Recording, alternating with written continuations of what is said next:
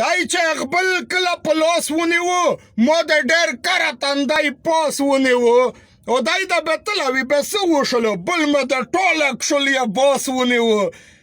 ټوله مینه ویته خوله ونیوه ده چې په ګوته شه ترماس ونیو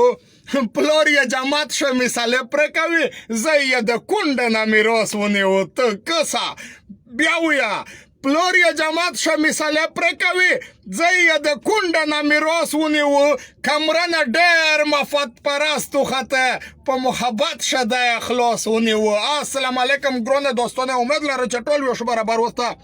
نن مې بیا د سیامات ګوډ نظم ته راوړه د په سپیشل فرمایشته مو ګرانې استاد نقیب بانیسي مضروب بانیسي انعام جانې و سره امان الله ګلپرس خیل ایله لري چې خوښ مې وشي انجویه چې زه وزړه د یو بل سره خبره کوي زه نصیحت ورته کوم و دی بیا غوره کوي ته کسه چې زه وزړه د یو بل سره خبره کوي زه نصیحت ورته کوم و دی بیا غوره کوي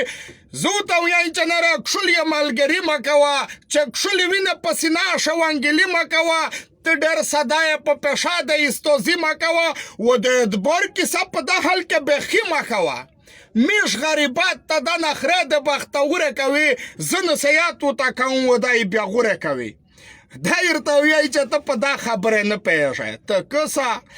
دا ورته وایي چې ته په دا خبره نه پوهېږې خالي د ښکار څپه کولو باندې ښه پوهېږې کله چې ما غوندې بمبشه به وپوهېږې او که پوهېږې بیرته وښیه په څه پوهېږې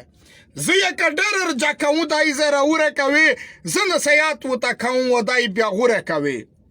زه ورته وایم چې کله سي روزه لګوه ګوره په کول شه یو ور خامخا چله لګوه الله درکړه مول په لیار شه د الله لګوه او مسلمانه و سجده خو په بنا لګوه په دنیا شوه به کښلې خوره کوي زه نصیحت ورته کوم و دی بیا غوره کوي دا ورته وایي چې نه راباس که مسئلې مه کوه دا ورته وایي چې نه راباس که مسئلې مه کوه داسې په نه کیسه د هر چا نه ګیلې مه کوه کمره نه ته توخین د مو د حوصلې مه کوه د ملا غونده خپل ځان ته تسلې مه کوه څوک چې ایشان سوتي به دروازه ستره کوي زه نصیحت ورته کوم و دی بیا غوره کوي و سلام دوستانه شهر یکیه